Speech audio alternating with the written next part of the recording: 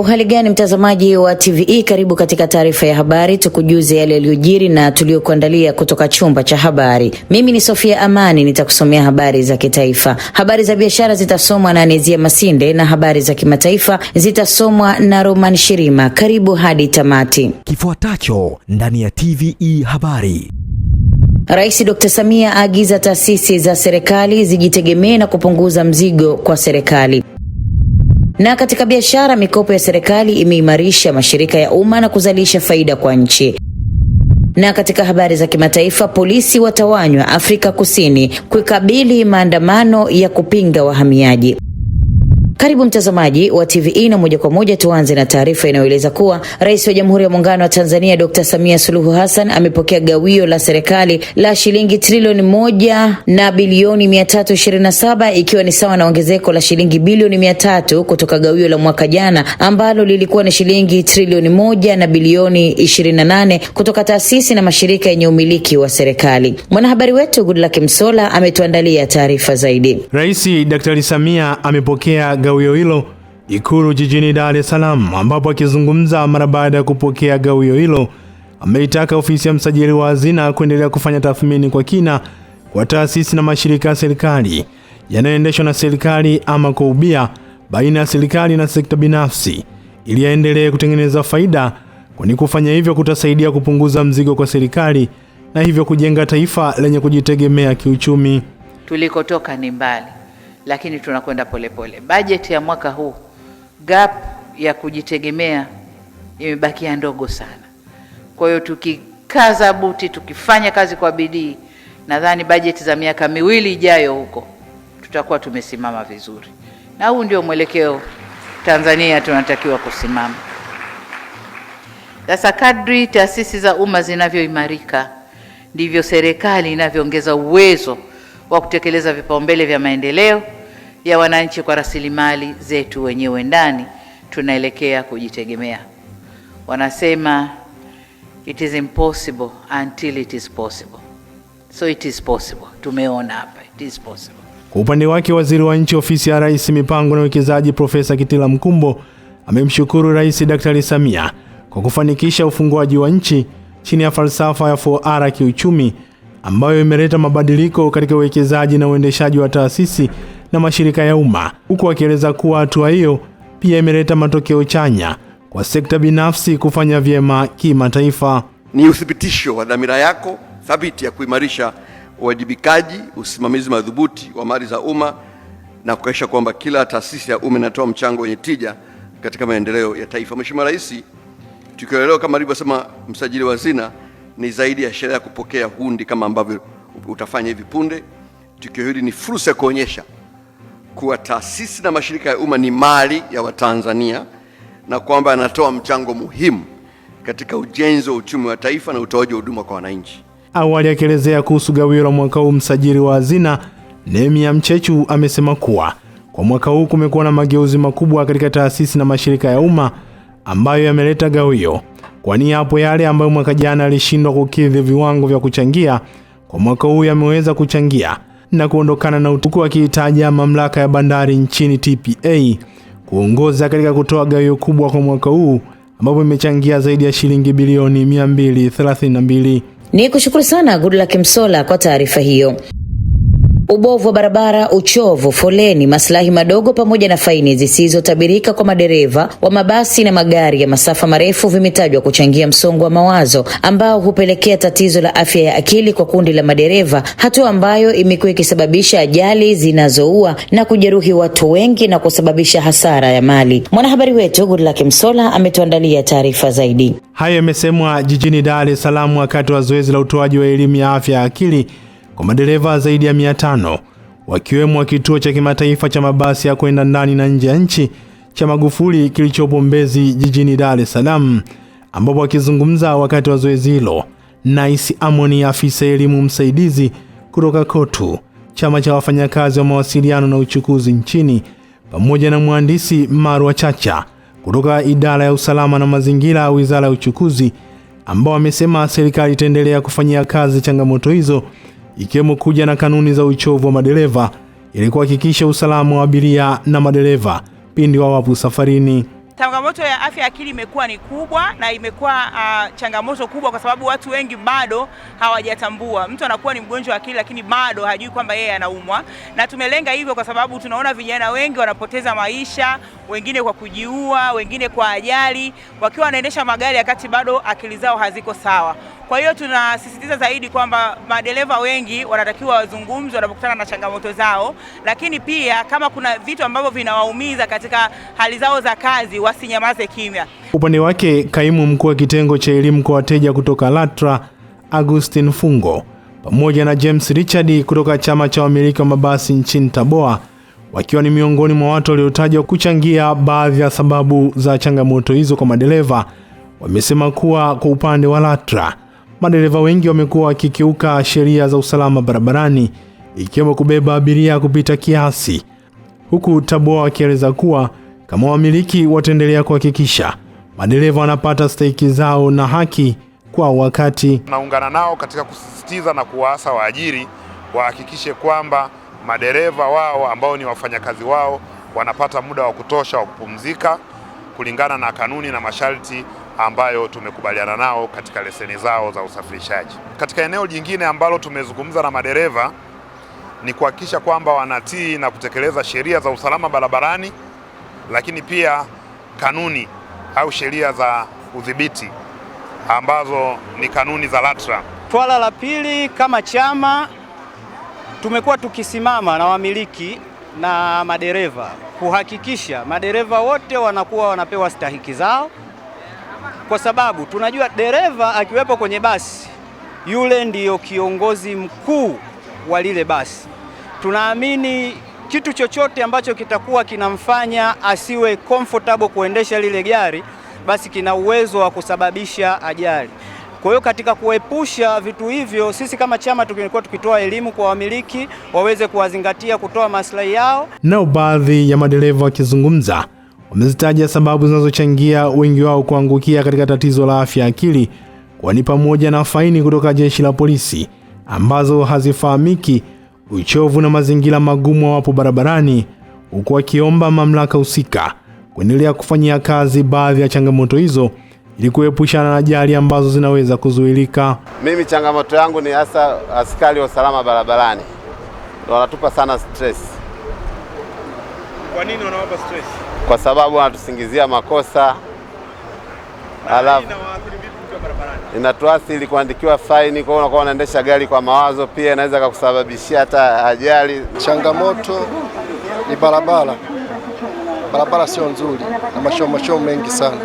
Zoezi hilo limefanyika ikiwa ni katika maadhimisho ya kimataifa ya afya ya akili, hasa kwa kuzingatia kundi la wafanyakazi katika sekta ya usafirishaji, ambapo madereva wamepewa elimu katika vituo vya mabasi pamoja na mipaka, ikiwemo madereva wa mabasi ya kwenda mikoani na madereva wa malori, ikiwa ni katika kuadhimisha siku ya wafanyakazi wa sekta mawasiliano pamoja na uchukuzi. Ni kushukuru sana Goodluck Msolla kwa taarifa hiyo.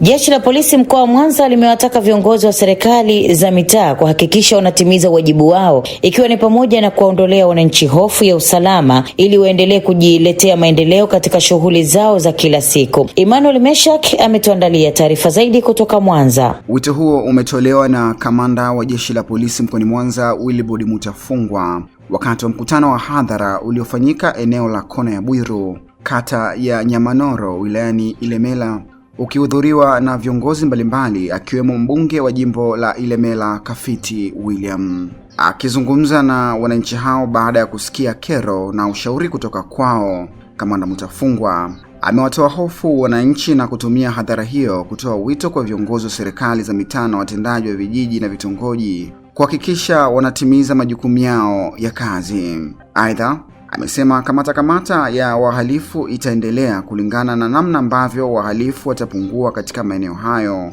kwani awali wananchi wameeleza kukerwa na uwepo wa wahalifu eneo la Kona ya Bwiru na daraja la wavuka kwa miguu la Furahisha. Tutambue kwamba sisi kama viongozi na kwa nafasi tulizopewa kwenye jamii tunao wajibu wa kuhakikisha kwamba jamii inakuwa salama kwa kutimiza wajibu wenu. Ukiwa kiongozi, kazi yako ya kwanza ni kuhakikisha kwamba eneo lako linakuwa salama. Na ukitaka kuwaletea wananchi wako maendeleo, hakikisha usalama linakuwa jambo la kwanza. Kwa sababu kama usalama haupo, watu wanatishwa na wabakaji, watu wanatishwa na wauaji, watu wanatishwa na watu wanaovunja nyumba usiku au mchana wanaiba. Hawa wananchi hawatakuwa na furaha hata ya kwenda kanisani kumwabudu Mungu, hata kwenda misikitini hawatakuwa na furaha napo. Kwa upande wake, mkazi wa Nyamanoro Mashariki ni El Said amelalamikia kuwepo kwa watoto wanaojihusisha na uhalifu mitaani, hasa eneo la kona ya Bwiru na daraja la wavuka kwa miguu la Furahisha, na kwamba wamekuwa wakijihusisha na vitendo viovu. Tunakamatwa sana jamani, hata kama nikamata ongezeni. Sasa hivi natokea tukiona polisi tunawakimbieni, chocho zinatumeza. Defenda hiyo unioni. Kosa mturegezee ndugu zetu, ila tukatazi, mnafanya kazi nzuri, tunaishi kwa amani na upendo. Watoto wetu wamezidi. Kituo cha kwanza kukija kama saa hizi, kuanzia saa hizi hapa kwa Bwiru, utakuta watoto wako wengi na wanasaidiwa, wanaomba hela na wanasaidiwa na wanalala kwenye mitaro kila sehemu. Na daraja lile pale la Furahisha, usiku saa 11 ukienda kanisani kusali mojidoni, unakuta wengine wanatokea sehemu ya Rock City, wengine wanatokea kwa chini, wanaibuka. Unakuta mtu kaibuka anakuibukia. Kwa upande wake, mbunge wa jimbo la Ilemela Kafiti William amelipongeza jeshi la polisi kwa namna linavyofanya kazi na kukutana na wananchi kupitia mikutano ya hadhara, na kushauri mikutano hiyo iwe endelevu katika maeneo mengine ndani ya mkoa wa Mwanza. Kila mmoja wetu aliyekusanyika hapa ana jukumu la kuhakikisha ulinzi na usalama katika wilaya yetu. Ni jukumu letu sote. Tunaweza kukaa kuna changamoto, lakini ndugu zangu, niwahakikishie jambo moja: pamoja kuwa na jeshi la polisi, lakini jeshi ni nyinyi wananchi, ndio jeshi namba moja. Bila nyinyi kufichua waovu, hawa hawawezi kufanya kazi. Kwa hivyo ni lazima tuwape ushirikiano wa pamoja. Ni kushukuru sana Emmanuel Mesha kwa taarifa hiyo. Mkuu wa mkoa wa Geita Martin Shigela ameipongeza halmashauri ya wilaya Geita kwa kuvuka lengo la ukusanyaji wa mapato kwa kufikia 100.1 katika mwaka wa fedha 2024-2025. Hata hivyo, amevitaka vyombo vinavyohusika kufanya uchunguzi wa madai yaliyobuliwa na usimamizi wa mapato na ulipaji wa baadhi ya madeni ya halmashauri. Kauli hiyo ameitoa katika kikao maalum cha kupitia hoja za mdhibiti na mkaguzi mkuu wa hesabu za serikali CAG kuhusu hesabu za halmashauri ya wilaya Geita kwa mwaka wa fedha 2024-2025 kilichofanyika katika ukumbi wa mikutano wa halmashauri uliopo Nzera. Mwanahabari wetu Joel Maduka kutoka Geita anatueleza zaidi. Katika kikao hicho, mbunge wa jimbo la Geita Joseph Musukuma alihoji kutokuwepo kwa taarifa sahihi za madeni ya halmashauri pamoja na kutofahamika utaratibu unaotumika katika ulipaji wa madeni hayo, akielezea kuwa hali hiyo inaweza kuashiria udhaifu katika usimamizi wa fedha za umma. Na kikao cha kamati ya fedha, lakini hujui halmashauri inadaiwa ni, unaambiwa tu tumepata. Hujui madeni unayodai wala unayodaiwa. Tukiomba hapa inakuwaga vurugu. Sasa moja ya haya mambo kama ingekuwa inakuja kwenye taarifa ya mapato, manake haya tungekuwa tunajua toka mwanzo. Wewe na mimi tumekuja kuyaonea huko kama wajumbe wengine, tunahudhuria hapa kila mwezi. Kwa mwenyekiti, kuna uzembe ambao sasa kiti chako kituongoze kwamba nani anabeba hii kengele. Kama kuja kuichukua kwa sababu usielewi, iko pale ofisini mikataba. Watu wanafanya kazi, wako vibarua na wanalipwa, lakini mikataba haijasainiwa. Na kila siku tunayoongea haya. Sasa mkurugenzi, simamia hilo. Msi take advantage mkurugenzi amepata shida ya kiafya alafu mnaendesha kama ni shamba la bibi. Simamieni taratibu za serikali. Akizungumza baada ya kusikiliza hoja mbalimbali zilizowasilishwa, mkuu wa mkoa wa Geita Martin Shigela amesema kuwa mafanikio ya ukusanyaji wa mapato yanapaswa kwenda sambamba na uwajibikaji, uwazi, ufuatiliaji wa sheria katika matumizi ya fedha za umma. Kwa upande wake, kaimu katibu wa utawala wa mkoa wa Geita Elman Watemi Amewataka watumishi wa umma kuendelea kutekeleza majukumu yao kwa weledi na kuzingatia misingi ya utawala bora ili kuimarisha utoaji wa huduma kwa wananchi. Nani aliyetufikisha hapa? Ziko sasa taratibu za kiutumishi, lakini vile vile taratibu za kibaraza za kwenda kwenye taratibu. Wayo umetufikisha hapa. Hii hero nilikata. Wayo kuzipeleka. Sasa zile taratibu za halmashauri lazima zifuatwe ili kumjua nani ametufikisha hapa. Utendaji wetu wa kazi mwingi mara kwa mara tumejikuta kwamba tuzingatile miongozo ambayo tunayo, na ndio ambayo inatusababishia kwamba tunapata hoja. Ukianza kuangalia, Mheshimiwa Mwenyekiti, kuna hoja fulani ambazo zilikuwa zinatolewa hapa. Kwa mfano kufanya manunuzi nje ya mfumo wa NeST. Hiyo ni hoja. Naye kamanda wa polisi mkoa wa Geita Sapia Jongo amewataka watumishi wa umma kuwa wazalendo, kuzingatia maadili ya utumishi wa umma na kuendelea kushirikiana katika kulinda amani na utulivu wa nchi. Amani hii tulionayo ni tunu. Tukiipoteza, kuirudisha, mnaona nchi ambazo zimeipoteza amani hawana maisha yanayoeleweka mpaka sasa. Lakini chanzo cha hii amani kuvurugika ni sisi tunaopewa madaraka na majukumu ya kusimamia. Ndio chanzo kikubwa. Kila siku hao watu wanatupanga kazi. Leo wanasema tarehe 7, leo tarehe 9, leo tarehe nini.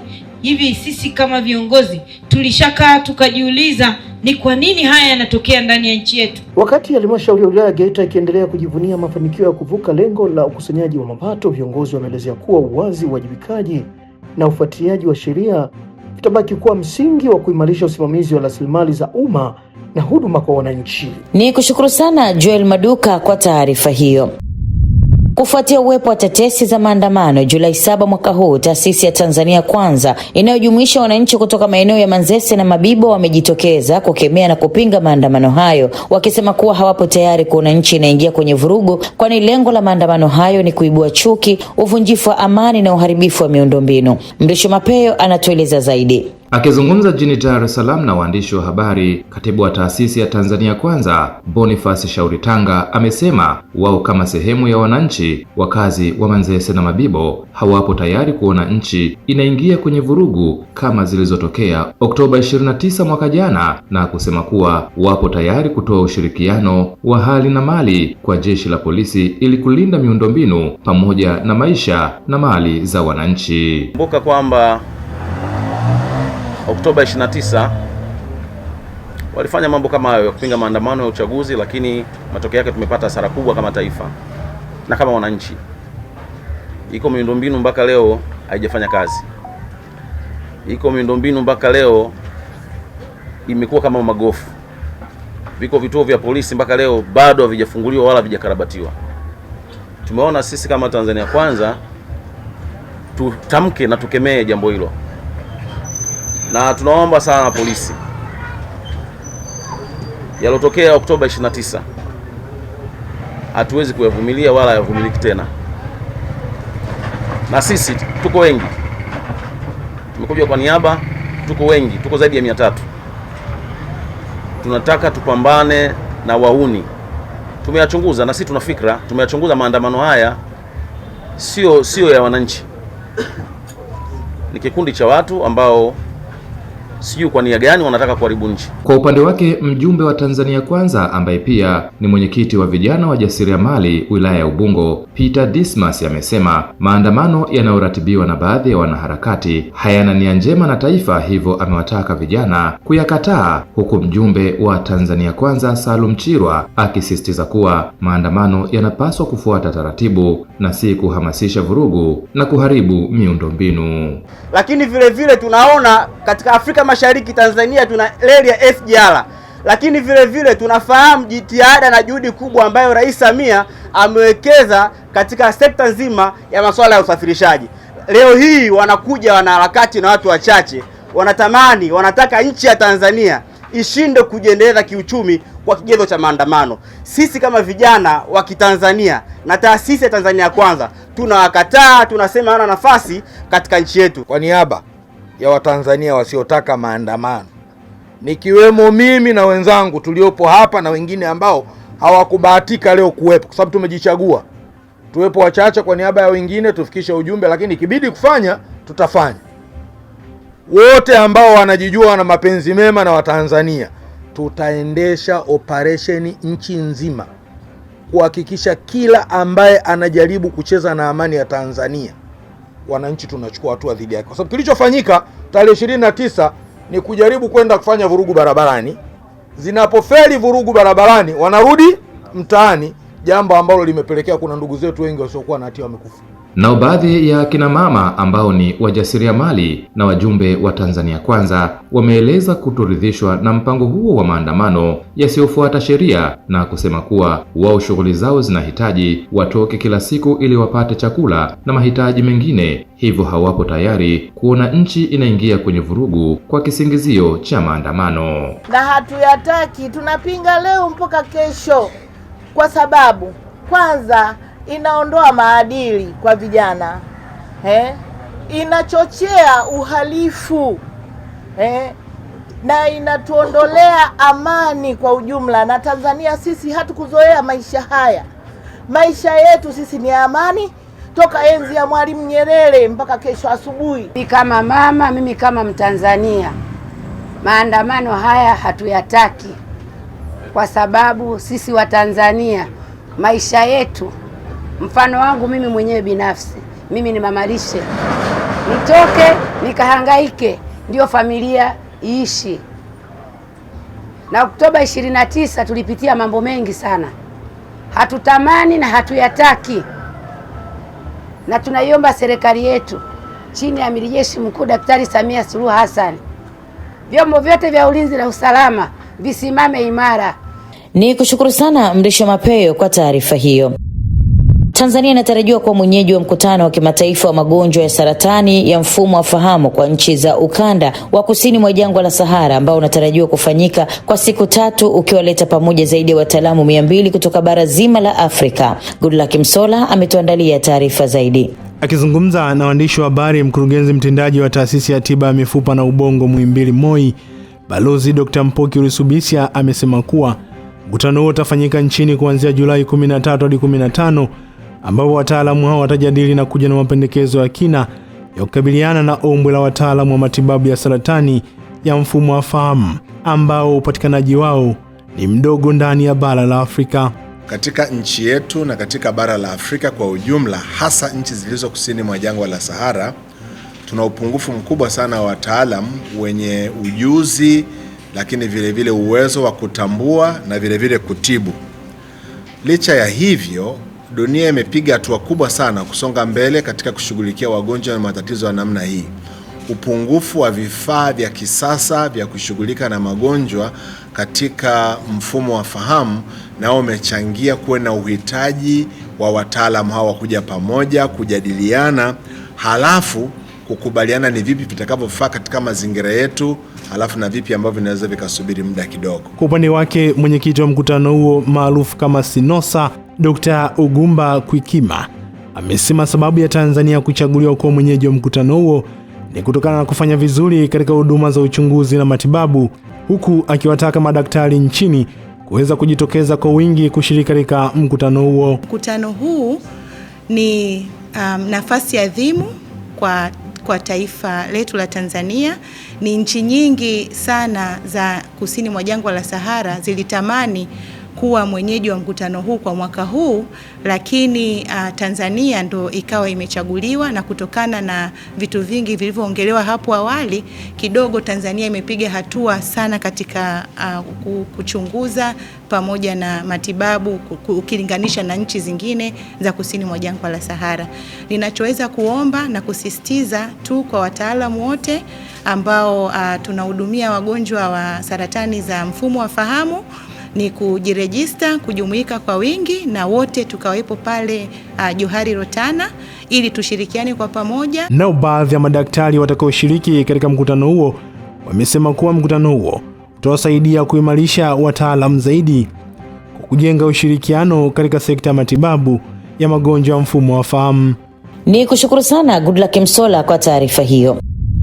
Mamlaka ya mapato nchini TRA mkoa wa Singida imeahidi kuendelea kutoa huduma bora kwa wananchi, kutatua changamoto zinazojitokeza ili kuweka mazingira rafiki kwa walipa kodi wa mkoa huo. Amini Nyaungo ametuandalia taarifa zaidi. Hayo ameyasema Irene Donald Hans, meneja wa mamlaka ya mapato mkoa wa Singida TRA, katika kilele cha maadhimisho ya mamlaka hiyo. Tunatambua mchango mkubwa ambao tumekuwa tukiupata kutoka kwa wadau na wananchi kwa ujumla.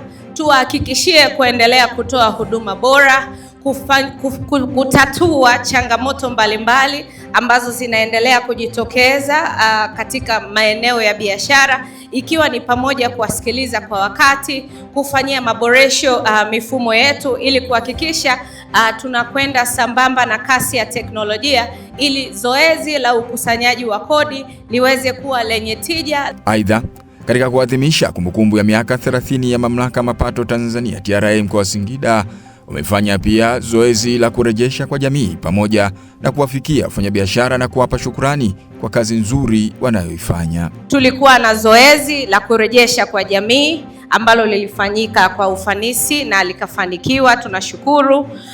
Tulikuwa na zoezi la kuwafikia wafanyabiashara ambao wameshiriki kwa kiwango kikubwa kuwa sehemu ya mafanikio ya mamlaka ya mapato Tanzania. Tuliwafikia kwenye maeneo yao na tukawapa shukrani.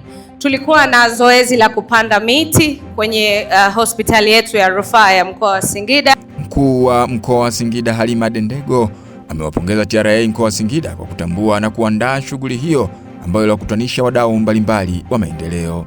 Kwa namna ya kipekee ninawapongeza sana management nzima ya TRA mkoa wa Singida kwa kuandaa shughuli hii, shughuli kubwa inayoenda kutuunganisha watu wote ambao tunaangalia, tunatekeleza na tunakusanya kodi katika kuhakikisha kwamba serikali yetu inapata rasilimali fedha na inaenda kutimiza malengo yake ya maendeleo na kutoa huduma kwa wananchi.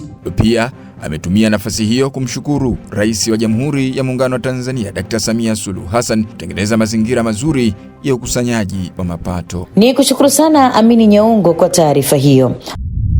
Mtazamaji wa TVE, tuelekee sasa mkoani Shinyanga ambapo mkoa wa Shinyanga umeanza safari mpya ya kunufaika na utalii wa mazingira baada ya serikali kuzindua kituo cha utalii ekolojia katika msitu wa hifadhi ya Lubaga, mradi unaotarajiwa kuongeza ajira, kuchochea shughuli za kiuchumi na kuifanya misitu kuwa chanzo cha mapato kwa wananchi. Mwamvita Mkondo kutoka Shinyanga anayo taarifa zaidi. Akizindua kituo cha utalii ekolojia cha Lubaga kwa niaba ya mkuu wa mkoa wa Shinyanga, mkuu wa wilaya ya Kahama Frank Nkinda amewahimiza wananchi hususan vijana na taasisi mbalimbali kutumia fursa zinazotokana na utalii wa mazingira kujiongezea kipato, huku wakishiriki kamilifu katika shughuli za uhifadhi wa misitu.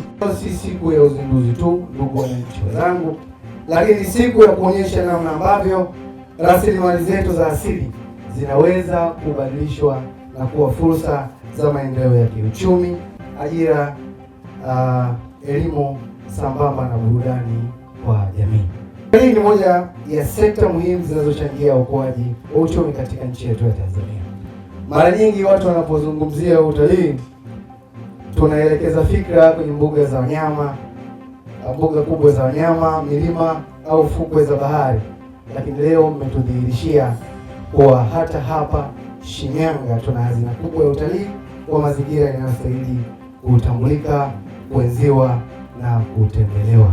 Kwa upande wake, afisa mhifadhi mwandamizi wa misitu wa wakala wa huduma za misitu Tanzania TFS wilaya ya Shinyanga Fabian Balele amesema kituo hicho kimejengwa kwa kuzingatia misingi ya uhifadhi ambapo hakuna mti uliokatwa wakati wa utekelezaji wa mradi huo. Amesema hatua hiyo inaonyesha kuwa maendeleo yanaweza kwenda sambamba na utunzaji wa mazingira bila kuathiri rasilimali za asili. Serikali kupitia wakala wa huduma za misitu Tanzania TFS tukaona kwamba ni vema sasa tuweze pia kuweza kuanzisha huduma za utalii ekolojia. Kwa hiyo ndipo jitihada mbalimbali zikawa zimefanyika kwa ajili ya kuanzisha miundombinu ili kuwezesha wananchi waweze kufika mahali hapa na kufurahia maumbile ya asili, kwa sababu hili ndio eneo pekee kwa kiasi kikubwa ambalo limebaki katika, naweza nikasema, katika mkoa wa Shinyanga ambapo unaweza ukapata uoto wa asili ukaweza kutembea kwa kucha kuna miti mingi namna hii. Naye diwani wa kata ya Ngokoro Jacqueline Isalo